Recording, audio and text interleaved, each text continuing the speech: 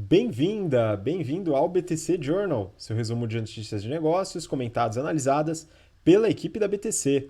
Meu nome é Gustavo Habib, eu sou instrutor de Soft Skills e Marketing pela BTC e no episódio de hoje, dia 9 de abril de 2020, no meio da quarentena coronística, falaremos sobre IRB e seu prejuízo, Magazine Luiza e ações para conter a crise.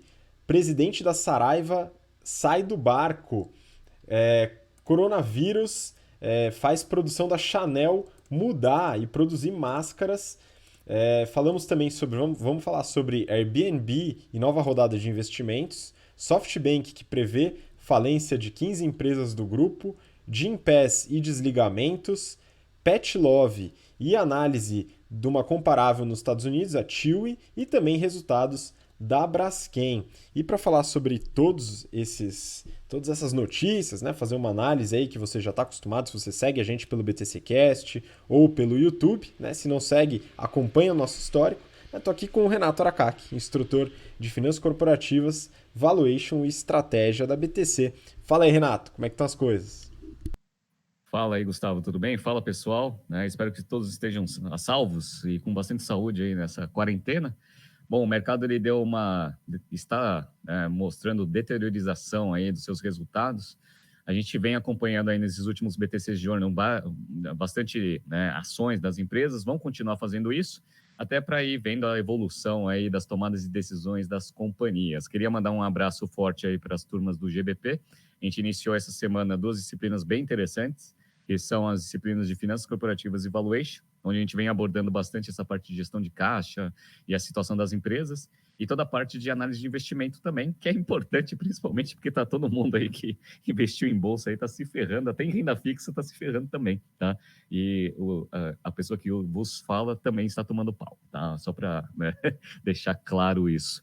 Então, a gente tem bastante coisa que a gente está discutindo. Se você quiser, a gente já está com as turmas abertas aí para o segundo semestre do General Business Program. Entre no nosso site www.btcompany.com.br/gbp para a gente transportar aí todo o nosso conhecimento e discutir esses fatos bem atuais, que é o que as turmas atuais aí do GBP vêm apresentando. Inclusive, algumas notícias aqui que a gente vai abordar foram solicitações dos alunos fantásticos do GBP que a gente está ministrando as aulas agora. Então, vamos para cima que tem coisa para caramba para a gente falar. Vamos lá, Renato. Só um ponto, né? A gente está com as inscrições do nosso curso de business para o segundo semestre e as turmas intensivas de julho abertas, tanto na região da USP, ali na cidade universitária, na região da Avenida Paulista, em Campinas, e também turmas virtuais. Então, para você que é de longe, de outros estados e não consegue acompanhar os nossos cursos, agora tem uma bela opção para você, o mesmo curso ministrado de forma virtual. Né? E quando você fala, Renato, de análise de investimentos e todo esse problema que a gente está passando, né? Agora também a gente está lançando um curso de investimento em barras de ouro e como escolher um bom cofre. Não, tô brincando, isso a gente não está fazendo não, né? Mas quem sabe um dia será necessário. Bom, tirando a brincadeira, vamos passar para as notícias, né, Renato? A primeira notícia do valor econômico, a gente vai comentar rapidinho, né? IRB tem primeiro prejuízo mensal desde 2016. Resultado informado a SUSEP aponta perda de 57,9 milhões de reais em janeiro. Renato, aqui só para comentar, né, porque a gente já falou da IRB, né, e dos resultados de toda a briga que deu, aquele negócio do Warren Buffett, né, toda a discussão que deu em relação a esse tema. E aí, primeiro prejuízo reportado desde 2016, né? A situação não está muito fácil para a IRB não, né? Pois é. Eu falo que algumas empresas passam por aquelas fases ruins, né? Então, a gente já falou lá da CVC, que está já há quase 2 anos em fase ruim, e veio, obviamente, comprovar, essa fase com o coronavírus. O IRB também. O IRB foi uma fase muito ruim nesses últimos meses. Então, a gente já estava lá com aquele relatório da Esquadra, que a gente já falou aqui, questionando os números, etc e tal, a galera não conseguindo rebater. Aí veio a notícia do Warren Buffett, que aí foi desmentida pelo próprio Warren Buffett, e aí as ações caíram de novo, aí CEO e CFO foram demitidos, etc. E aí veio o coronavírus. Por que o coronavírus também é uma notícia ruim para a parte de seguros? Como a gente discutiu na semana passada, primeiro, né, uma resseguradora, ela divide o risco com as seguradoras. E a gente avaliou semana passada que nessa fase que a gente passa, as seguradoras agora elas vão tomar bastante calor. Por quê? Porque vai ser, né, acionado muito fortemente os seguros, o índice de sinistralidade, de uma forma geral, ele vai aumentar bastante. E aí, obviamente, isso prejudica muito os resultados desse setor. A gente já tinha adiantado isso semana passada. Essa notícia aí, ela só corrobora coisas que a gente já vem discutindo. Me perguntaram, né, na aula de sábado, se a IRB ia sofrer agora com o coronavírus. Eu tinha falado que era quase que certo, né? Porque ela é uma resseguradora, então ela divide os riscos. Então, esse primeiro resultado aí, né, prejuízo aí, vai ser o primeiro de alguns que vão acontecer. Lembrando que foi janeiro, hein? Janeiro nem tinha tanto ainda coronavírus. Vamos ver quando for sair fevereiro, março, e principalmente março e abril, aí você vai ver esse negócio indo lá para o chão. Vamos esperar. Pois é, né? Muitas coisas que aconteceram com a IRB, né? Uma empresa que pouca gente conhecia, agora conhece, talvez não pelos melhores motivos, né? Vamos continuar acompanhando. Próxima notícia, valor econômico. Magazine Luiza lançará mão de MP que prevê suspensão de contratos de trabalho. A empresa está fazendo um planejamento de capacidade para os próximos meses para determinar a abrangência e as modalidades dos instrumentos da MP que serão aplicados.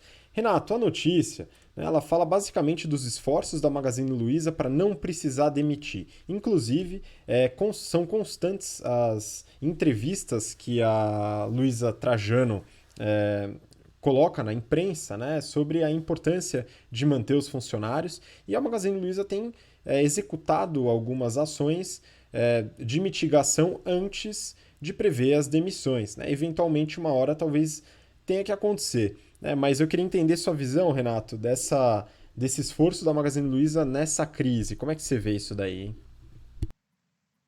Bom, semana passada a gente falou lá da Via Varejo, que a gente tinha bastante dúvida se ela vai conseguir sobreviver aí dentro desse cenário aí de incerteza que a gente tem devido ao coronavírus.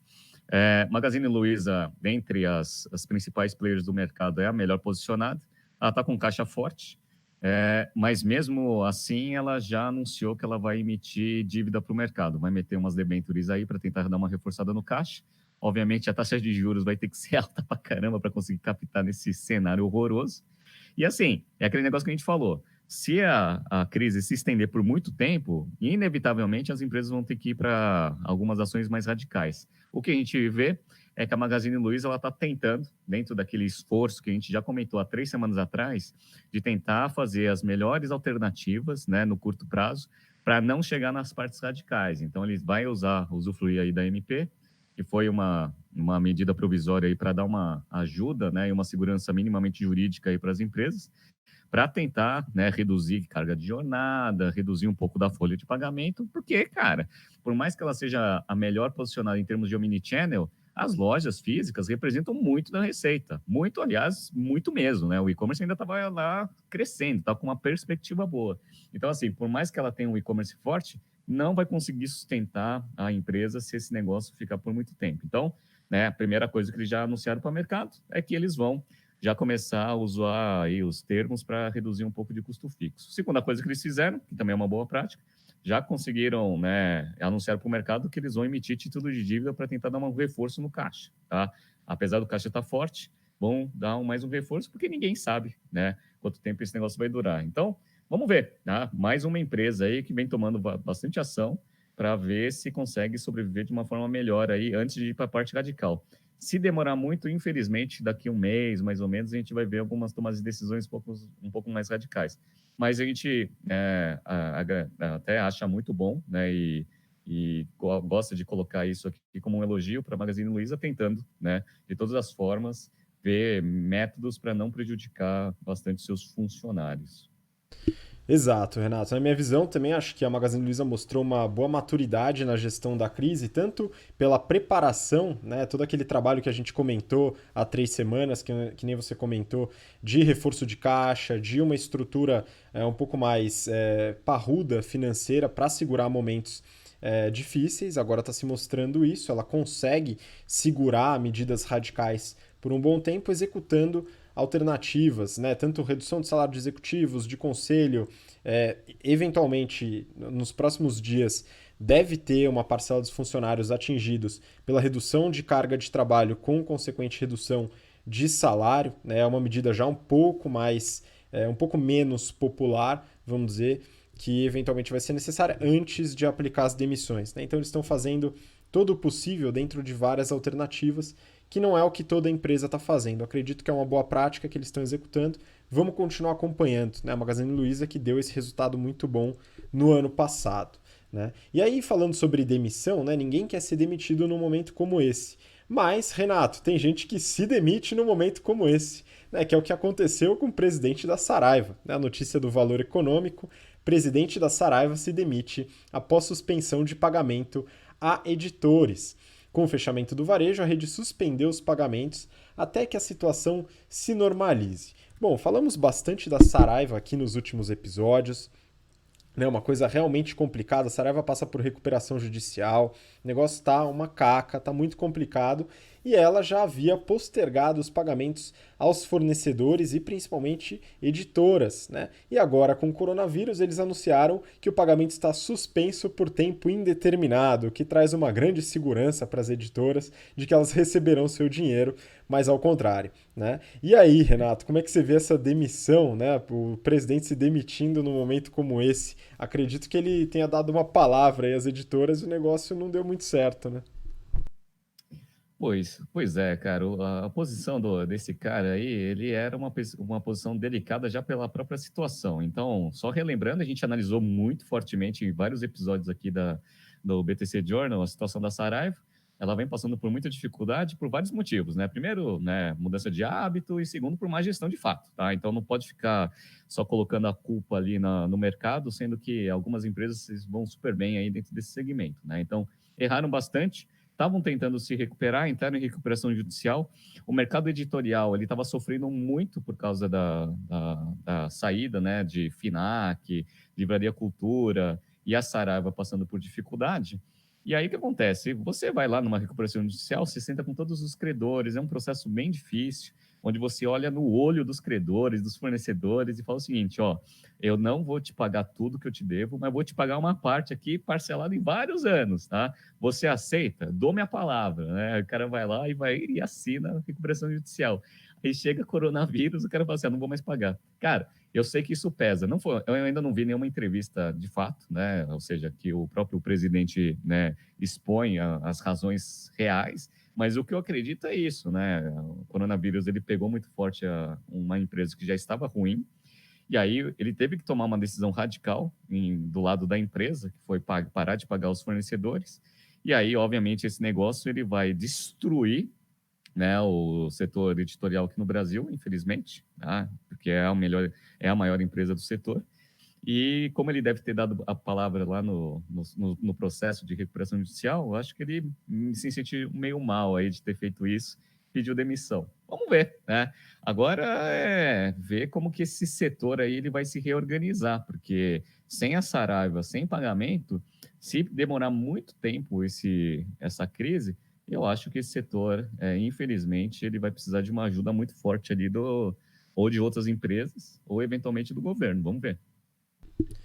Pois é, Renato, você tocou num ponto também que eu acho importante, né? Em todos os comunicados oficiais da Saraiva, você vê uma tentativa de justificar as dificuldades, a recuperação judicial, colocando a culpa no mercado, no hábito de consumo de leitura e uma série de outras justificativas que eu acredito que sozinhas podem contribuir, mas definitivamente não são únicas responsáveis pelo problema ou eventual falência de um negócio.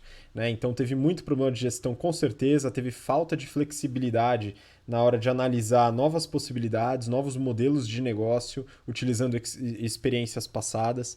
Né? Então é importante que façam realmente uma crítica interna. Né? Agora o CEO não mais, ele vai dar uma passeada, mas pelo menos o conselho, né? os principais acionistas, para entender que o negócio precisa de fato mudar completamente, né? Ou vai ter que fechar as portas definitivamente.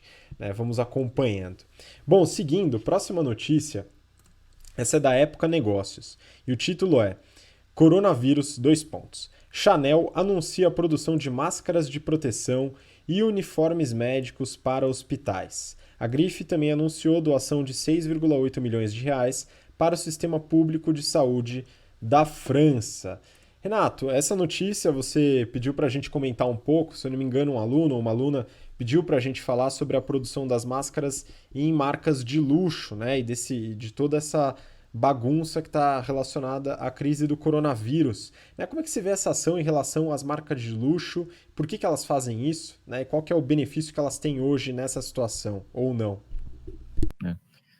Boa. O que a gente percebe é que algumas empresas elas vêm mudando um pouco da forma de fabricar, ou seja, mudaram toda a parte de produção dela até para conseguir atender ao mercado dos produtos mais essenciais para o combate ao coronavírus. Então, até dando aqui destaque, a Ambev ela vem fazendo bastante coisa, né, na produção, tanto de álcool gel quanto na parte de máscara, né, usando aquele PET, que eu acho bem interessante. Várias outras empresas vêm trabalhando para a construção de máscaras, para fornecer produtos aí para o sistema de saúde mundial.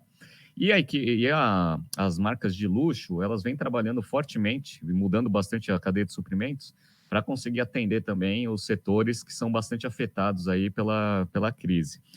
O setor de luxo, né, ele tem lá, principalmente na cadeia de suprimento, mais ou menos uns 40% do supply chain, ele é lá da Itália, né, ele é produzido pelo setor ali no mercado italiano. Como é um dos países mais afetados dentro da Europa, né, junto com a Espanha, por causa da crise, então essas marcas, elas mesmas, elas foram, se reorganizaram em termos de produção para conseguir atender essa alta demanda desses produtos aí que estão com alta demanda lá na Europa, né? Então, máscara é uma das coisas, sem contar outras coisas também, tá? Isso é um ponto. Então, isso daí é uma coisa bacana. O que a aluna tinha perguntado é qual que é o efeito dessa crise para o mercado de luxo? Porque geralmente o mercado de luxo é um mercado que sofre pouco com crises econômicas. Só que qual que é o problema? O problema é que essa crise é um pouco diferente. Ela não é uma crise econômica só por falta de produto ou por falta de dinheiro, né, da população. Ele é uma crise de demanda mesmo, de quebra de demanda. Ou seja, você entra em lockdown, você não pode circular. E aí esse negócio ele atinge muito forte o mercado de luxo, por quê? Porque o mercado de luxo ele tem todo aquele negócio de experiência, estratégia de diferenciação, coisas que a gente aprende e ensina aqui nas aulas de estratégia. Então, a loja física, ela tem um papel muito forte na agregação de valor, né, dessa proposta de valor das marcas de luxo. E elas estão fechadas. Então, elas estão fechadas, a receita vai para zero. Perfeito. Qual que é o outro canal de distribuição muito forte? São as multimarcas, ou seja, são maisons que vendem várias marcas de luxo, inclusive, né, as marcas de luxo das marcas lá que pediram para eu analisar, que é a Hermès e a Kering, né, que tem várias marcas. Então, assim, essas maisons também, majoritariamente são lojas físicas que também estão fechadas, que também não estão com receita, né? Então, esse canal de distribuição também está fechado. E elas, até pela proposta, não aderiram muito forte ao e-commerce, né? Até por causa de tudo isso que eu estou explicando. Então, o canal e-commerce, ele também não é um canal muito forte, né? Nunca foi um canal muito significativo para as marcas de luxo. Então, quando a gente olha, né, esse cenário, a gente percebe que eles estão com um problema de receita absurdo, né? Porque todos os canais estão praticamente fechados. E outra, um grande mercado consumidor de produtos de luxo é a China, né? O mercado asiático, que estava fechado até pouco tempo atrás. Agora a gente está vendo aí que está começando a voltar as atividades lá em Wuhan, etc e tal. Mas assim, cara, ficou aí uns 2, 3 meses praticamente sem faturamento ali na China. Então, esse que é o impacto, né, nas marcas de luxo. Então, os canais principais de distribuição, eles estão fechados. E isso daí, consequentemente, vai causar muito problema. O bom é que essas marcas, elas têm uma agregação de valor, né, do brand equity muito forte. Então, quando o mercado voltar, certamente ele vai ser um mercado que vai voltar rapidamente, tá? Então, ele volta para os patamares anteriores, até por causa daquela proteção, né? Porque a galera que tem mais dinheiro, ela é menos impactada com esses problemas de economia. Mas, nesse momento agora, né, e até né, esse lockdown acabar no mercado, elas vão sofrer bastante porque elas não têm, né, mais os canais de distribuição. E aí elas mudam a produção para conseguir fazer máscara, que também agrega bastante valor no brand equity no médio prazo. Muito bom. É interessante a gente analisar esses mercados diferentes, né? O mercado de luxo, como você falou, ele é muito menos pujante dentro do e-commerce, né? Tem a experiência da compra na loja e nessas multimarcas de alto luxo, né? Isso daqui realmente fecha um canal que poderia funcionar nesse momento, né? Mas também por serem empresas que trabalham com margens altíssimas, tem um caixa muitas vezes muito mais saudável que permite uma certa segurança no momento de lockdown, né? Então é importante fazer toda essa análise para entender como esse mercado pode se comportar numa crise como essa, né? Mesmo sendo um pouquinho mais duradouro. E como você falou, também fortalece brand equity e as ações sociais da empresa ao produzir as máscaras e as vestimentas de hospitais, que é o que a Chanel, por exemplo, está fazendo. Então, uma atitude interessante da empresa. Bom, vamos seguir, Renato. Próxima notícia, agora a gente entra no mundo startup, né? Vamos começar com o Airbnb. Né? Airbnb é bastante afetado pela crise, né? Eu peguei uma notícia aqui do TechCrunch e o título é Airbnb raises another $1 billion, tá? Então, basicamente, através de private equity, de investidores, vai levantar mais 1 bilhão, né? Nesse bolo, se eu não me engano, Renato, depois você pode até me corrigir, mas eu acho que tem dívida também, né? Com promessa de retorno, como se fosse um junk bond, né? Mas é o Airbnb, mais uma rodada de investimento e como tá o valuation? Isso que eu quero saber, Renato. Me conta um pouquinho dessa situação aí. Bom, a gente vem acompanhando também os movimentos do Airbnb, porque a princípio seria um IPO esperado aí para o final do ano passado, e aí eles tiveram que fazer um pequeno adiamento, e aí já estavam, né, se preparando para fazer essa abertura de capital em 2020. A gente estava com bastante expectativa de ver os números, mesmo porque toda vez que você tenta e já anuncia que vai fazer uma abertura de capital e não consegue, certamente os números não estão muito bons. Então, a gente já estava nessa expectativa dos números não estarem lá daquele jeito que os investidores gostam. Aí o que aconteceu? Veio o WeWork, que deu um pouco de racionalidade aí para a galera, e aí veio o coronavírus agora, que atingiu bem no coração do negócio principal ali do Airbnb. Beleza. Bom, como a receita caiu para caramba, porque ninguém mais está conseguindo sair de casa e muito menos viajando, né? Então, o que eles estão fazendo? Eles precisam de caixa. E aí eles foram lá e levantaram dinheiro no mercado. A princípio, esse capital que entra, ele é um pouco diferente do outro, porque boa parte é em equity, óbvio, mas esse equity ele também é como se fosse uma dívida, porque eles estão se comprometendo a pagar, né, juros em cima desse capital que eles estão levantando, tá? Uma coisa que me impressionou, que é a sua pergunta, né, é o seguinte: eles estavam com uma expectativa maluca, né, de ter um valuation aí no IPO de 31 bilhões de dólares. E aí parece que eles foram mais humildes agora, né, de reduziram para 26 para receber esse 1 bi aí para conseguir navegar melhor aí na crise. Legal. Aí eu falei assim, não, beleza. Aí eu peguei lá o Booking.com, porque a informação que a gente tem é que eles têm mais ou menos uns 3 bi de receita lá em 2019, tá? Então, uns 3 bi de receita foi mais ou menos o que eles divulgaram, e aí com prejuízo, tá? Aí eu peguei lá o Booking.com, que é um modelo de empresa que é mais parecido aqui com o Airbnb e já tem capital aberto, né? E a gente já analisou aqui o Booking.com, que ele é um espetáculo. Por quê? Ele tem lá 15 bi de receita em 2019, 15 bi de dólares, com lucro líquido de 5 bi. Então dá lucro, esse negócio absurdo de lucro, né? Beleza. Aí fui lá, fluxo de caixa das atividades operacionais, 5 bi também. Então é um negócio que gera caixa pra caceta. Beleza. Daí as ações caíram pra caceta, né? Mas mesmo assim, o valuation atual do Book.com é 56 bi. Galera, o negócio tem 15 bi de receita, gera 5 bi de lucro. Aí tem um valuation de 56 bi. Os caras lá têm uma receita de 3 bi, ou seja, 5 vezes menor, dão um prejuízo a rodo e estavam com uma expectativa de ter um valuation de 31 bi. Aí foram extremamente humildes agora e reduziram para 26. Faz sentido um negócio desse? Para mim não faz sentido nenhum, né? Então, eles foram muito bons, competentes, conseguiram ainda vender, né, a empresa por 26 bi para investidor. O investidor, que acho que não deve ter feito conta direito, colocou lá 1 bi na empresa. Mas, assim, essa proporção aí de resultado versus valor de mercado é uma coisa absurda. Esse cara aqui seria o próximo WeWork. Ia abrir capital, ia mandar o prospecto para o mercado, ninguém ia achar que esse negócio ia valer 31 bi, aí ia ter que cancelar, cara. É impressionante. Mas, assim, os caras foram competentes, conseguiram pegar dinheiro aí com os investidores que começaram a fazer conta.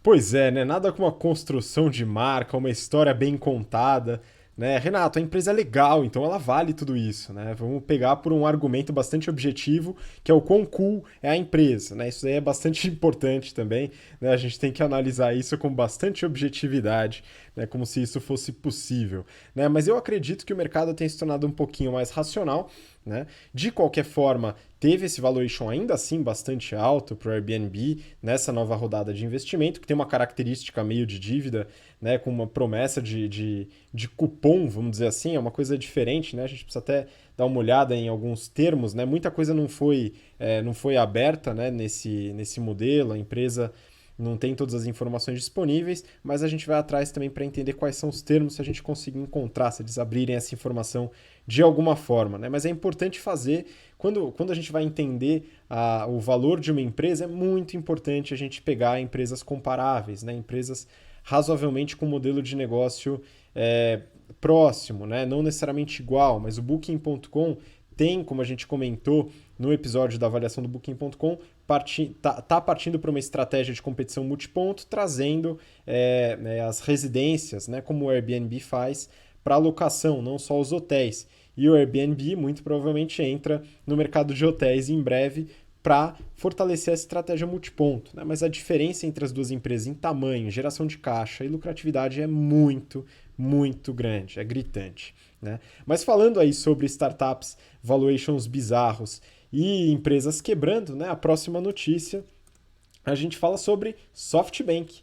Essa daqui eu peguei do Infomoney e o título é CEO do SoftBank prevê falência de 15 empresas apoiadas pelo grupo por conta da pandemia. Fundo de 100 bilhões de dólares apoia empresas como o Uber e o WeWork. Aqui a gente está falando principalmente do Vision Fund, né, que é o fundo de investimento de risco do SoftBank. Renato, eles estão prevendo 15 empresas para falir, mas algo na minha intuição diz que essa previsão ela é bastante otimista. Como é que você vê isso daí, hein? A notícia ela não fala direito em que timing ele colocou que 15 vão quebrar, né?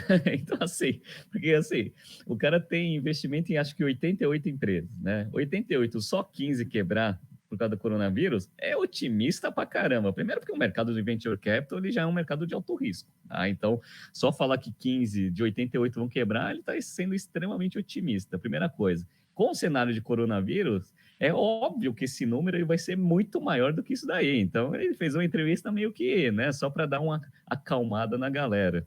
Então, assim, ele falou de 15, provavelmente o WeWork está numa dessas aí, né, porque ele está com uma briga desgraçada em relação ao WeWork. O Uber também está com uma certa dificuldade, né? Até por causa do lockdown, e aí você não consegue ter receita do seu negócio principal, enfim. Tá? Essa notícia ela foi só para dar aquela acalmada, porque só tem má notícia em relação ao SoftBank também. SoftBank está passando por dificuldade, né? A gente já vê fase ruim, né? Que começou lá com o WeWork, mas agora todas as empresas que eles investem estão passando por dificuldade. Algumas não, tá? Que a gente vai até avaliar nas próximas notícias. Mas essa notícia é muito engraçada, né? 15 vão quebrar de 88 por causa do coronavírus. Eu falei, em que tempo? Em um mês? Acho que foi assim. No próximo mês, quanto você acha? 15, né? Se pegar mais 2 meses de crise, vai um monte. Pois é, você falou de um ponto que eu não tinha pensado, que é o timing, né? Então, em qual duração vai ser essa quebradeira, né? Mas assim, no aspecto de comunicação, que tange a minha área, Renato, eu acho interessante você declarar que 15 empresas do seu grupo vão quebrar. O grupo tem 88.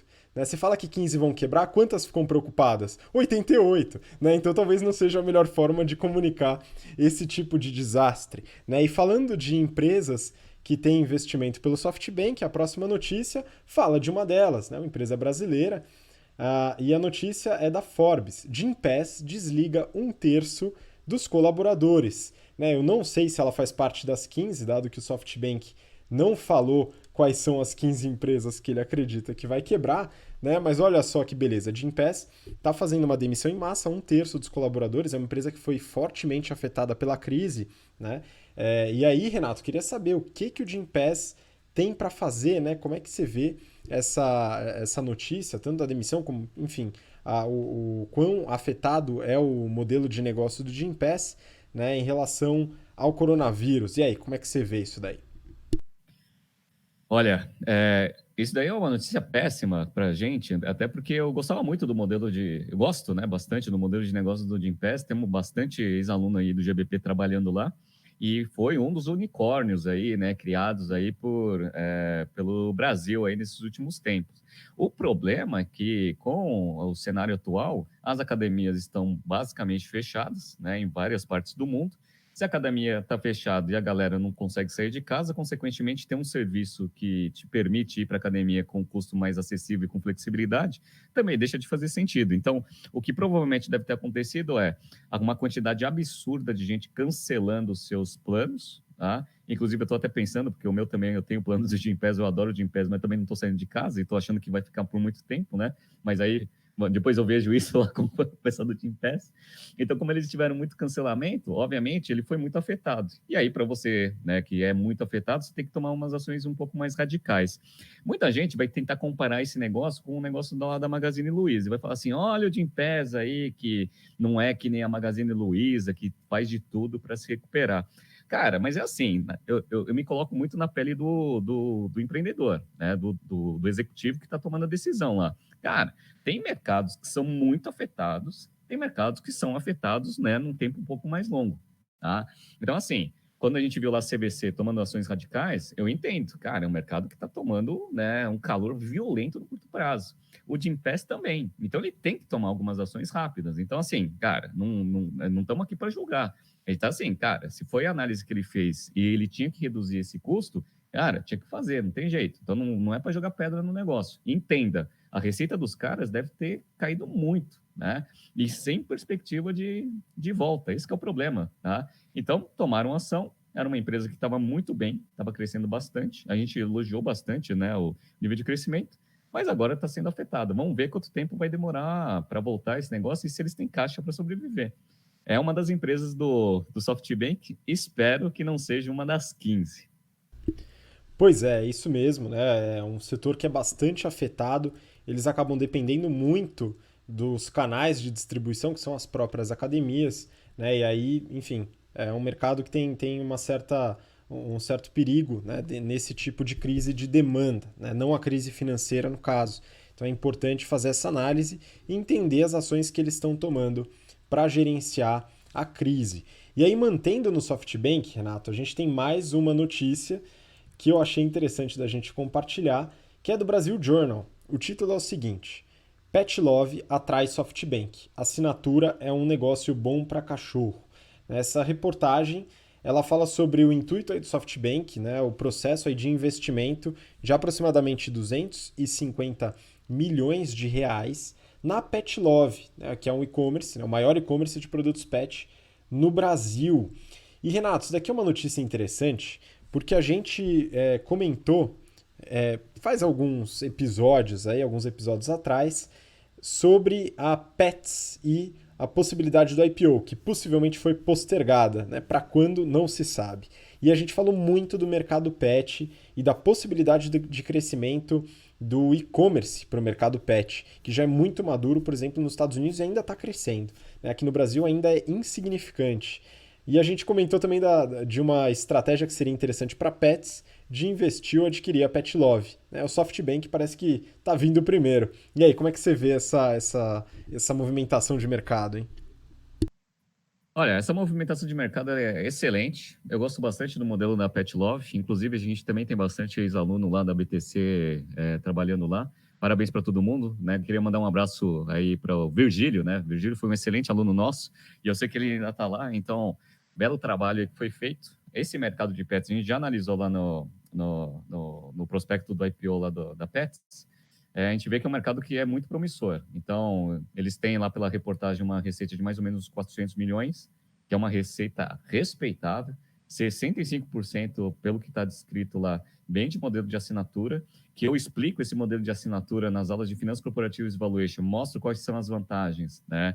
Até de você ter mais previsibilidade, você conseguir calibrar melhor a saída de caixa, né? Por causa de várias coisas que a gente analisa dentro das aulas. E eles receberam agora o aporte do SoftBank, 250 milhões. Não está muito claro qual que foi o valuation específico do negócio, né? Mas como você falou, internamente a gente discutia bastante. O que a Pets vai fazer depois que ela, né, abriu o capital, né? Vai receber bastante dinheiro. Uma das coisas que provavelmente eles iam fazer é fazer uma aquisição e a gente apostava que a Pets ia ser o alvo, né, principal aí depois do IPO. Bom, o SoftBank já se posicionou bem ali dentro. Só precisa ver qual que foi o valuation que eles colocaram. Por quê? Primeiro, o IPO da Pets, infelizmente, ele vai demorar um pouco para sair. Essa é a primeira coisa, porque as condições de mercado são péssimas. Segundo, Eu acho que os números ele já, até porque ele vai adiar o IPO, ele vai precisar dar uma postergada. Os números eram ótimos, mas assim como todo varejo, deve estar sofrendo pra caramba também com a falta de circulação e o fechamento das lojas. Eles têm aqueles modelos de lojas grandes e lojas pequenas, né? Então deve estar sofrendo também, tá? Então, assim, quando forem retomar os planos de abertura de capital, se retomarem, eu acho que os números vão estar bem piores do que estavam antes. Então, assim, até em termos de apetite de investidor, eu acho que vai estar um pouco diferente.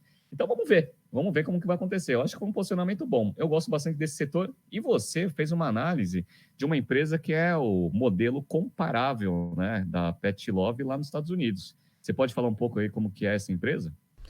Sim, Renato, achei interessante, foi coincidente também, porque na busca por empresas desse setor, que eu gosto bastante do mercado, a gente falou na análise da Pets, né, do prospecto do IPO, qual a perspectiva e o quão boa é a perspectiva de crescimento desse mercado e principalmente do e-commerce. Então fui atrás de algumas empresas e uma delas, que é a líder de mercado no e-commerce pet, né, a loja líder de mercado no e-commerce pet nos Estados Unidos é a Chewy. Inclusive na reportagem eles falam sobre isso, né, que eles observam o crescimento e o sucesso da Chewy nos Estados Unidos e vem o modelo de assinatura da Chewy dando certo e a ser replicado no Brasil. E é interessante porque a Chewy ela tem capital aberto, então os dados estão todos disponíveis, né? Então eu vi aqui alguns dados, queria compartilhar com você e com o pessoal que está ouvindo, assistindo, né? A Chewy, Chewy, né? Chewy.com, vocês conseguem observar lá, é um e-commerce, né, de produtos pet. Ela foi fundada em 2011, né? Em 2012 faturava cerca de 26 milhões de dólares, né? Então começou razoavelmente bem. E agora, 2019, fechou aí acima de 4 bi de dólares. A gente vai falar um pouquinho mais dos números. Em 2017, a Chewy foi comprada, né? A operação foi comprada pela PetSmart, né? Que até então era um grande e-commerce do setor de pet, que depois da compra, né, baseou aí suas operações na Chewy, que hoje é grande líder de mercado e responsável aí por praticamente todas as vendas da PetSmart, né? Ela opera como uma subsidiária independente. Em 2018, teve a criação de uma outra marca da Chewy, que é a Chewy Pharmacy. Então, além de produtos de venda tradicional, também trabalha com medicamentos, né, para o mercado pet. E o IPO foi em junho de 2019. Né? A gente vai falar um pouquinho dos dados de valuation também. Né? Falando dos financials, em 2019, a Chewy teve uma receita líquida de pouco mais de 4,8 bi de dólares. Né? Foi um aumento de 37% em relação a 2018, que faturou 3,5 bi. Né? O lucro bruto, Renato, foi de 1,1 bi, isso dá uma margem de um pouquinho menos de 24%. E o interessante aqui é que essa margem foi subindo ano a ano. Era 17,4% de margem bruta em 2018, 20,2% em 2017, 17,4%, 2018, 20,2% e 2019, 23,6%. Né? E um dos motivos desse aumento certamente está relacionado ao modelo de assinatura, né? Que faz um aproveitamento muito bom da receita e da receita recorrente, e também teve um aumento de ticket médio. Então, se a gente fala de ticket médio, né, o quanto que cada cliente compra mais ou menos por ida na Chewy, ele é de 360 dólares. Né? Era 334 em 2018 e 310 em 2017. Muito interessante. Né? Ainda na parte da receita, né, falando do crescimento de usuários, são cerca de 13 milhões e 500 mil usuários ativos da plataforma. Era 10 milhões em 2018. Né? Aí legal, a gente vai para a parte operacional. Né? A empresa teve uma despesa operacional total de 1 bi e 400, quase 1 bi e 400 em 2019. Né? Isso era de SG&A, né? Despesas administrativas e gerais, cerca de 970 milhões, e de marketing 427 milhões, o que resultou num prejuízo operacional, Renato. A empresa queima, né, tem um prejuízo operacional de 253 milhões em 2019. Antes de continuar falando do marketing, né, então são 427 milhões de despesas de vendas e marketing, teve um aumento de 8,7% em relação a 2018, que eu achei interessante, porque o crescimento ele é muito mais baixo do que o crescimento de receita, por exemplo, e aí indica um pouco a força da marca e o quanto a venda recorrente contribui com a não necessidade de aumentar a despesa de marketing como a despesa, como a receita. Tá? Esse é um ponto interessante. Bom, deu prejuízo operacional, obviamente isso se teve como consequência um prejuízo líquido de 252 milhões em 2019 e o EBITDA ajustado foi de menos 81 milhões. Né? Então teve um EBITDA negativo, tá? Prejuízo como qualquer startup que conhecemos, então, quase todas. Mas tem um ponto interessante aqui, Renato. Pela primeira vez, houve geração de caixa operacional. Então, o resultado de 2019 mostrou que a TIWI gerou 46 milhões de dólares de caixa operacional. Então, legal, a gente vê essa melhoria no caixa operacional ao longo dos anos, né? Tava queimando caixa em 2017 e 2018. E o free cash flow ainda negativo em 2 milhões, então quase zerado o free cash flow, e era negativo em quase 60 milhões em 2018 e 120 milhões em 2017. Então a gente observa aí o free cash flow se estabilizando.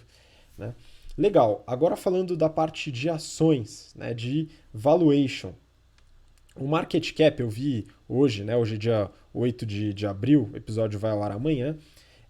O market cap está em torno de 13 bi e 500, né? Isso a um preço por ação de 34 dólares. Agora é legal o histórico, né? O IPO em junho teve um lançamento de mais ou menos 34 dólares por ação. Só que essa ação reduziu bastante e na prévia da crise do coronavírus estava em torno de 23 dólares. Né? E aí na crise do coronavírus acabou subindo bastante, o que é curioso, né? Mas por ser e-commerce, né? Ter essa força da entrega, acredito que seja por esse motivo. E aí só para finalizar, né? Falando um pouco do mercado de e-commerce pet nos Estados Unidos, a líder de mercado é a PetSmart, com a Chewy, né, com 34% de market share, isso avaliado em 2019.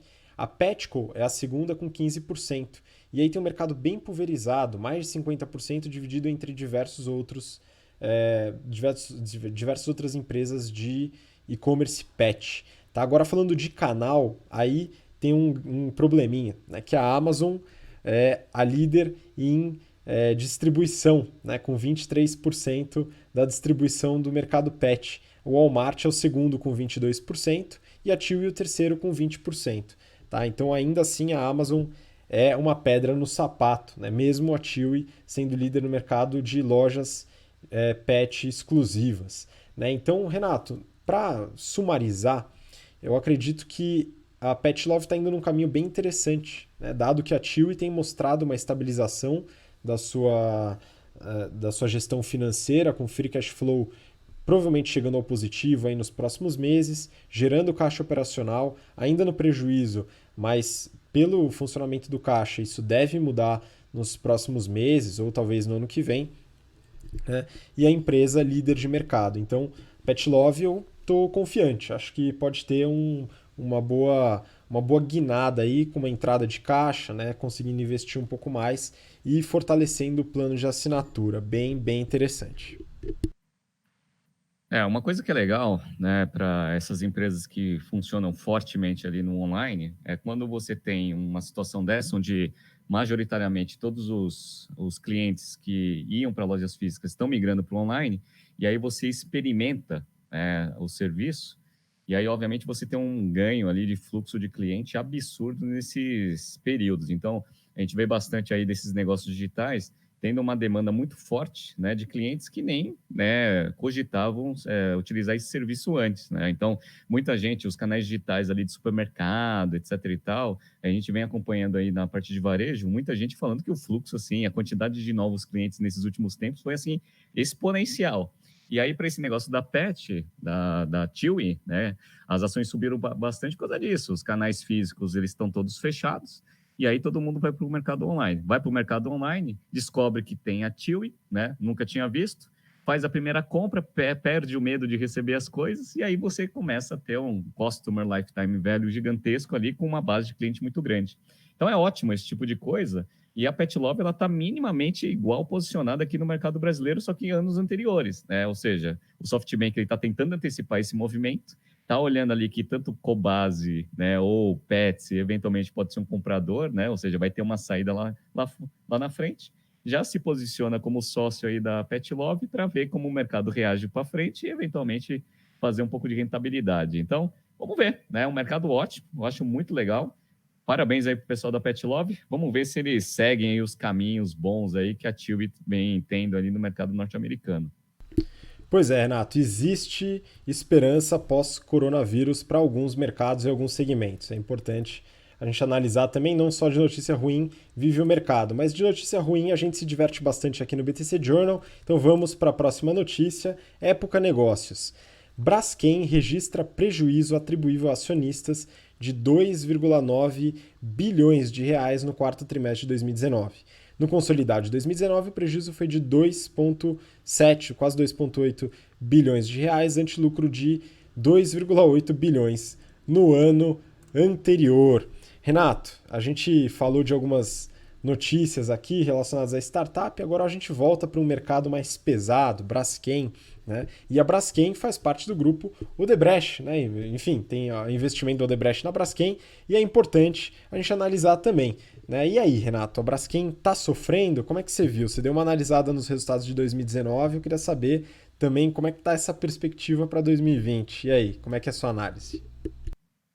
Bom, vamos lá. Deixa eu só recapitular algumas coisas que a gente já falou em BTC Journals do ano passado. A Odebrecht está passando por muita dificuldade, né? Lava Jato, etc e tal, né? Então, tá plano de leniência, não pode fazer obra, etc e tal. E aí o que acontece? Boa parte das dívidas que eles tinham como garantia dessas dívidas as ações da Braskem que eles têm participação. Perfeito. O que aconteceu é que ano passado o ano não foi muito bom para a Braskem, aí as ações começaram a cair bastante, aí já não tinha mais como estar como garantia as ações da Braskem, aí a Odebrecht estava passando por muita dificuldade. Inclusive, né, só para a gente fechar a parte da análise olhando para o lado da Odebrecht, essa daí, infelizmente, vai ser uma empresa que a gente não vai ver funcionando no longo prazo, porque ela já está ali no bico do corvo, já estava vendo lá formas de conseguir se proteger em relação à execução de várias dívidas que ele tem, estava com uma esperança ali de ter alguma ajuda do governo ou eventualmente a Braskem conseguir melhorar os seus resultados para ele conseguir ter um pouco de caixa. E aí não vai conseguir agora, tá? Não vai mais conseguir, tentou vender lá parte da participação da Braskem, não conseguiu, etc e tal. Então, Odebrecht é o caso, página virada, esse daí eu acho que já foi pro saco, tá? Só que aí vamos voltar aqui para o caso da Braskem. A Braskem, ela já, ano passado, já não estava tendo um ano muito bom. Então, lembra que a gente falou lá da tempestade perfeita para o IRB, para a CVC? Braskem é a mesma coisa. Por quê? Operacionalmente, o negócio já não estava indo tão bem ano passado. Tá? É uma indústria, como a gente sabe, muito ativo, muito custo fixo, etc. e tal. Tá?